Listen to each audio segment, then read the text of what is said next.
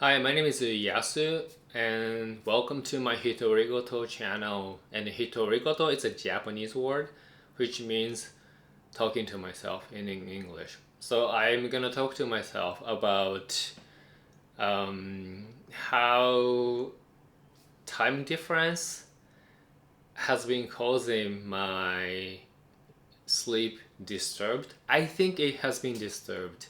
So I mainly live in Japan, and then I am in Hong Kong right now. And then between Hong Kong and Japan, there is only 1 hour difference. Basically, in Hong Kong, 1 hour early. So, for example, right now it's 11 a.m. in Japan and in Hong Kong, but in Japan right now 12 p.m. It's just only 1 hour. And then before I traveled a lot. So like 1 hour and 2 hours, it didn't really make much difference, at least on me. But this time, I think it's different. It's been affecting me. And then basically like even though if you watch my previous video, after the fifth adjustment on my sleeping pill, finally I resolved. I have my sleeping issue under control. I can really sleep a lot. Quality is really good and very comfortable. I'm very happy about it. But because of 1 hour time difference, it has been disturbed again, unfortunately.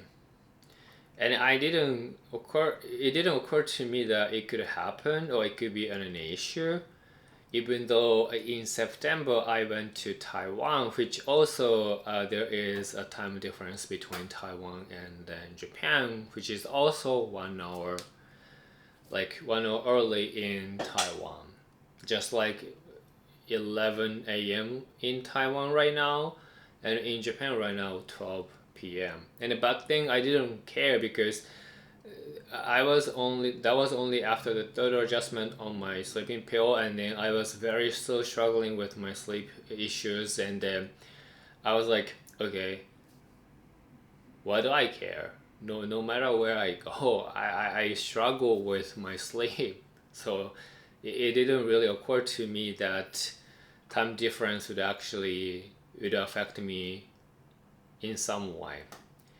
But this time, it didn't question myself about that until when I arrived in Hong Kong, and then on the first night, I was not sure should I take my sleeping pill at 11 p.m. in Hong Kong time or in Japan time. But I was like, okay, I'm in Hong Kong right now. Why don't I just take the sleeping pill in a Hong Kong time, which is 11 p.m. in Japan, 12 a.m. And on the first night, nothing happened. Basically, I slept really well. And on the second day, I went to Macau for the first time in my life, and I did a casino. I lost money, and then visiting, sightseeing, and everything. I stayed in the Parisian. It was like a Las Vegas, but such a Las Vegas feeling. Anyway, so I took the sleeping pill 11 p.m. in Macau time, which is the same as Hong Kong time, which is 12 a.m. in Japan time. This time was different. I woke up a little bit earlier. And then when I woke up, I felt different. I felt something was disturbed. And I realized that it's potentially because of the 1 hour time difference. And on the third day back in Hong Kong, I took the sleeping pill again at 11 p.m. in Hong Kong time. And this time I was only able to sleep for like 6 hours. And it's a clear sign that my sleep cycle has been disturbed. It's just the only 1 hour time difference. Still, it has been disturbed. So under my situation, I think my brain or my body is so sensitive to any changes. So it made me feel very surprised and feel very interested in how sensitive my brain and my body is. But that's really understandable because I'm taking those medications to manage all those symptoms, which means without these, everything is out of control. So unfortunately, I felt that I was in control, but I'm in control with those medications, and it's really the borderline. So if any of my life cycle is different from what I normally do back in Japan, it would really affect me in a negative way, because when I woke up after 6 hours of sleep, it's still a lot, but not to me. And when I woke up, it's really different. And one of the big difference, the times in Hong Kong in the sleep, in terms of the sleep, compared to the ones in Japan, somehow I had so many dreams, very interesting dreams, and I don't want to talk about the dreams because it's a kind of crazy dreams.